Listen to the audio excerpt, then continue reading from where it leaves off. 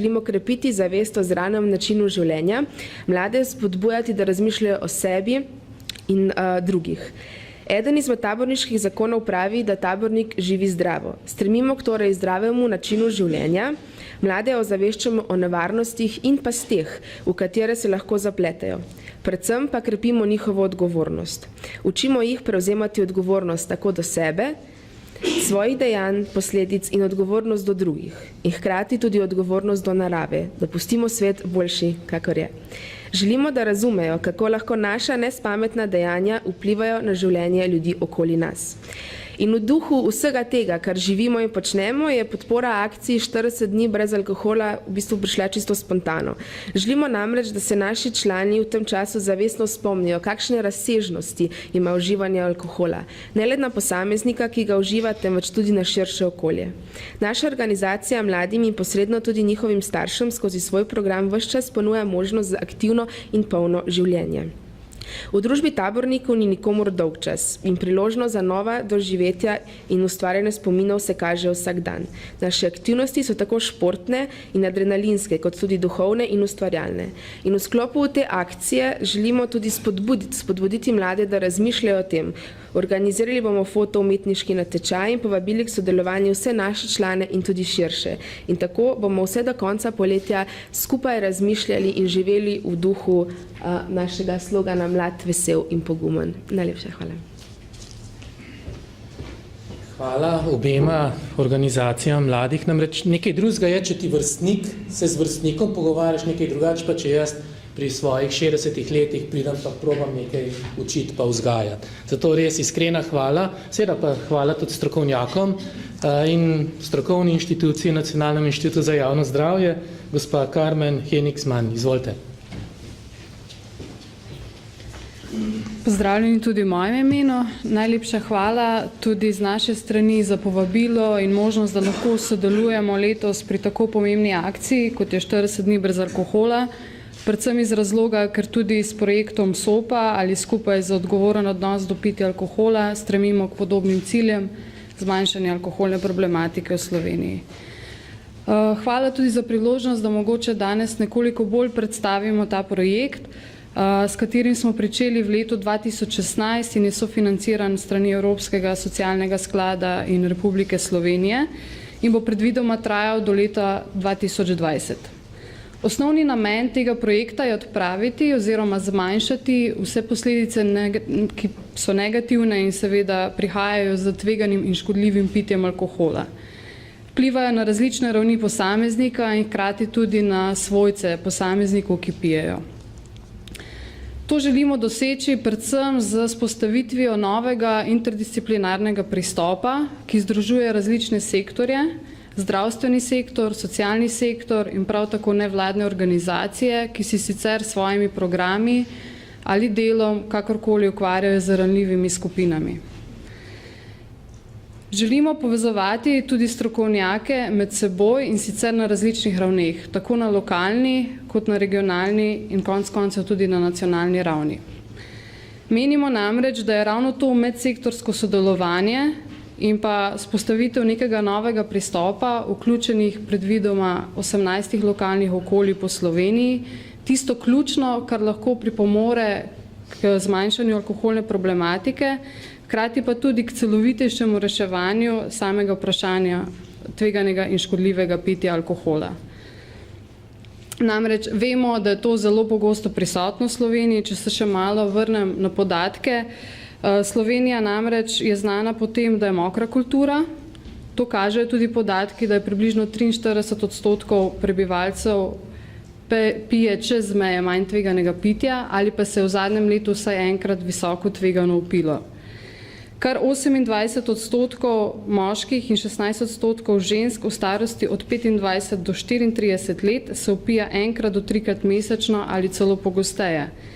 Visok odstotek potrjuje tudi podatek o registrirani porabi alkohola, ki je za 2016 okrog 10,5 litrov, vendar moramo vedeti, da tukaj ni podatkov o neregistrirani porabi alkohola, ki je verjetno prav tako znaten, glede na to, da živimo v vinorodni deželi. Seveda pa ni problematično le pitje med odraslim prebivalstvom, ampak tudi med mladimi. Raziskava HBSC je pokazala, ki je zajemala v bistvu reprezentativni vzorec slovenskih šolanih otrok 11, 13 in 15 let starih, je namreč pokazala, da 30,3% 15-letnikov že bilo v življenju pitih vsaj dvakrat, ne glede na spol, prav tako približno 14% 15-letnikov pije alkoholne pijače vsaj enkrat tedensko, v starosti 13 let ali manj je prvič alkohol pilo že vsaj 40% mladih, večinoma v domačem okolju. Kljub temu, da v sklopu projekta SOPA mogoče ne naslavljamo neposredno mladih, menimo, da so tudi odrasli tisti, ki so bistven zgled lahko za svojim nepitjem ali pa zmanjšanim okoljem mladim in tako posredno vplivajo tudi na oblikovanje pivskih navad mladih. Kadar govorimo o posledicah alkohola, ne moramo govoriti samo o posledicah, ki jih ima ta za posameznika, namreč tudi država čuti veliko finančno breme. Ocene kažejo, da letno je stroškov samo zaradi zdravstvenih razlogov okrog 153 milijonov evrov. Če pa se obrnemo še na drugo stran in dodamo stroški, ki so povezani s prometnimi nezgodami, kriminalnimi dejanji, nasilju v družini, na katere prav tako vpliva alkohol, se strošek zelo hitro dvigne na 234 milijonov evrov letno. Če nekako zaključim, cilj naših skupnih prizadevanj je, da z uvedbo interdisciplinarnega pristopa, ki združuje deležnike iz različnih področij dela, da se med seboj povezujejo in pripomore k zmanjšanju negativnih posledic tveganega in škodljivega pitja alkohola, vzpostavimo tudi odgovornejši odnos do pitja alkohola v Sloveniji. Prav tako menimo, da je sodelovanje v akciji, kot je 40 dni brez alkohola, ključno v doseganju tega skupnega cilja. Hvala. Hvala lepa vsem partnerjem. Slišali smo dve zgodbi. Eno to strokovno plat, številke, vaša zgodba promocije, torej to temno zgodbo, precej, koliko je smrti, koliko je pitja, količine. Ob tem pa dve svetli zgodbi, kako imamo dve organizacije mladih, ki pa delata na promociji zdravega življenja, sonaravnega življenja in tako naprej. To je v bistvu naša akcija. Na en stran ozaveščanje s pomočjo stroke, na drug stran s pomočjo mladih, glede na to, da je letos akcija usmerjena k mladim, tem, ki živijo zdravo, brez tega popijete verjetno kdaj, verjamem. Ampak brez opijanjanja, brez nezdravega življenja z alkoholom. In zato smo veseli, najprej zaradi vas, da ste se odzvali, hvala, in pa da se je odzval tudi Tim Gajzer, ki je tudi en lik mladega športnika, vrhunskega športnika, ki ve, kaj je življenje. Izvolite.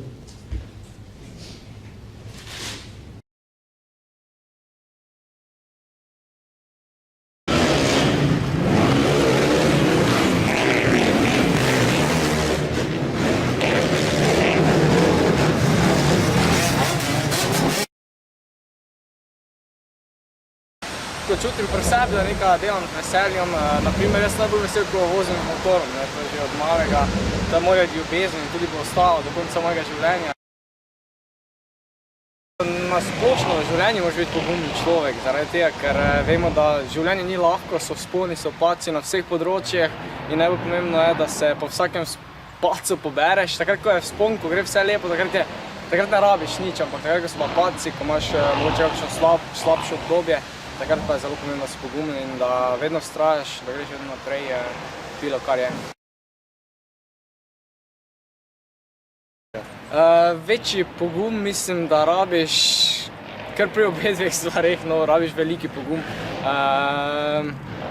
Dejansko imam punco že kar nekaj let, tako da zdaj sem malo vun padel iz tega, ampak se spomnim, da sem bil kar bolj sramežljiva duša.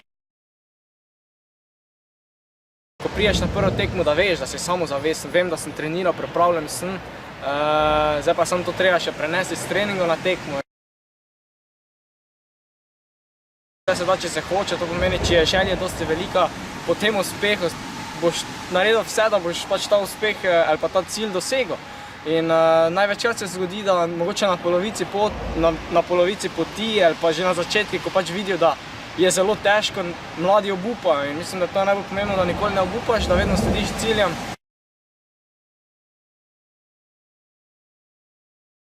Sam sploh ne pijem, dejansko sem toliko v športu, pa ne da me bi zdaj moji trenerji prepovedali, da ne smem zdaj iti vum pa ga žurati z drugimi pa nekaj popiti, ampak dejansko niti nimam neke želje potem, ne vem, toliko sem obremenjen s temi drugimi stvarmi, z treningami, z obveznostimi, katere imam, da pač nimam niti časa poštudirati na takšne stvari, tako da najboljši način je, da se od tega odmakneš, da pač najdeš neko dejavnost, katera te veseli, ker potem to te tako potegne noter, da dejansko nimaš časa. Imaš dejansko cel dan razporejen, nimaš časa študirati na bedarije in mislim, da to je zelo dober način življenja, no.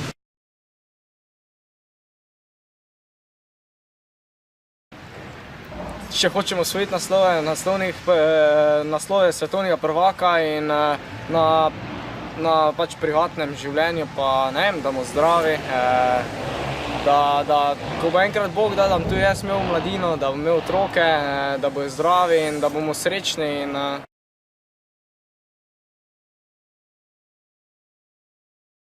ja, teh 40 dni brez alkohola meni sploh ne bo probleme, tako sem že prej omenil, sploh ne pijem in gladko bo to šlo ven skozi. Prvo bi ta zakon, da bi pač mladi dosti bolj zaposlovali.